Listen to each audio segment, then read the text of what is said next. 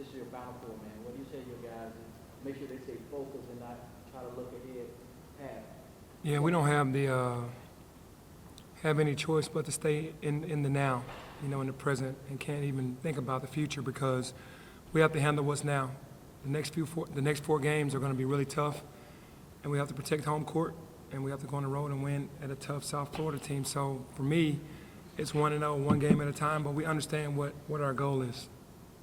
Alo was in here saying, before yesterday's practice or at some point during yesterday's practice, you kind of gave them a speech. I don't know if speech is the right word, but you talked to them about kind of the urgency of this moment and how you felt like maybe that wasn't all the way there against SMU. Yeah, things changed. Things changed a lot in the SMU game, and I wanted to make sure that we got back onto the track that we were on. We were unselfish on the offensive end and playing together on the defensive end, and that shifted in the second half of the SMU game. And wanted to make sure that we understand that we can't take any team for granted. We can't think that we're just going to walk on the floor and teams are going to lay down because we're still have the five-star players, these quote-unquote big names, and teams look forward to playing against us. So every game is going to be a tough game.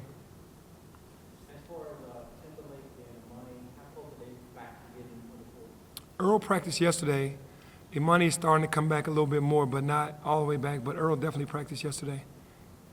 You mentioned on your radio show some other guys were nicked up. Do you expect everyone who played against SMU will be available tomorrow? I hope so. I think the only one in questioning right now is Landers, but he's going to practice today. He slipped and fell and re-injured that knee a little bit, but finished the game, so I don't think it's anything major. Alo, some of the guys on the team call him the general. Obviously, you were one of the great point guards in the school. You've known him a long time.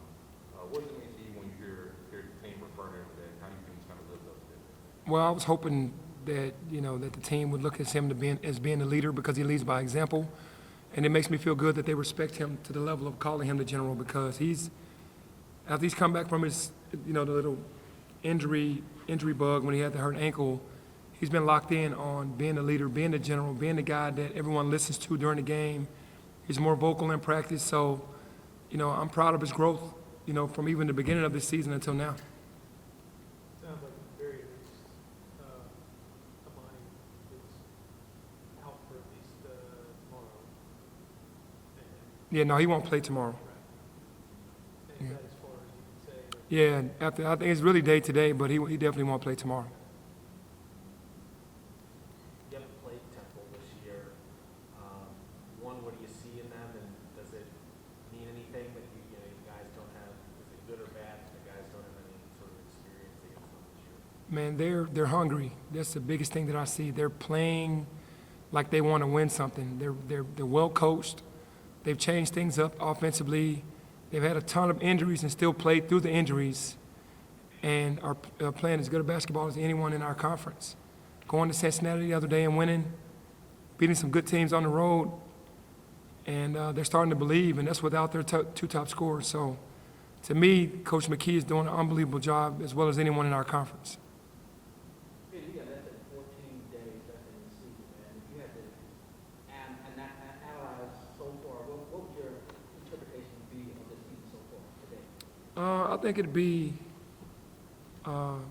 adventurous from beginning to now, but it's starting to, just like obviously last year and the previous year, we start gelling around the middle of January all the way into February and out. And I think that's because everyone starts to buy in. The buy-in becomes complete from 1 through 15. And it's a good feeling right now to have the guys listening, game plan discipline with the exception of SMU. In the second half, and they've been playing basketball together, and everything's been won. So for me, it's been adventurous, but it's been rewarding as well because we were in a terrible situation early, and we're starting to right the ship at the right time. It's a bit of a random question. Guys like David Price, the manager, how important are they to the day-to-day of the program?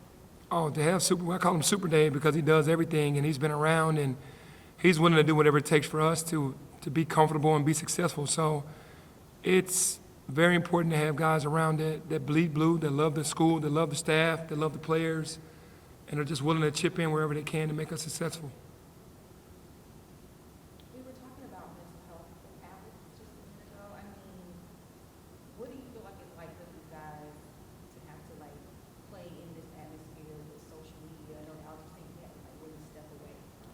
No, I think it's really real because the kids, they rely on wanting likes. They rely on wanting the positive feedback. And if they get negative feedback, it could turn for the worse for some of these kids because they all want to be liked. And you know, in the real world, everyone's not going to like you, but they feel like they're going out there and they're playing hard. And when they're critiqued to a level to where they're being critiqued, that's what sports is all about. You're going to have some good and some bad. Sometimes it depresses them, and they can't come out of it. And it's real.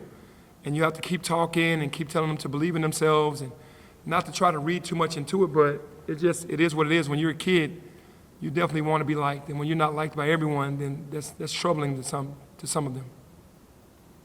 How was yesterday's practice? Yesterday's practice was one of our best practices because it was demanding. It was coaching every possession. It was tough. It was a sense of urgency, and that's what I want to see in our guys because we're not taking anything for granted. Anything else today? Temple defensively is really good. What do they do that makes them so good? They pack the paint. They play as a unit. They cover for one another. They guard the ball really well. They take charges. They try to make it hard to score in the paint. They try to give you contested jump shots the entire game, and if you fall into that, then they beat you. And it's just a beautiful thing to see kids that are just buying in, you know, at once, even though they're undermanned, they're finding a way to win games. You said after the SMU game that you thought you would get back to the inside-out game a little more, that you kind of got away from it a little bit in the SMU game. You'd like to get back to it. Is this a game that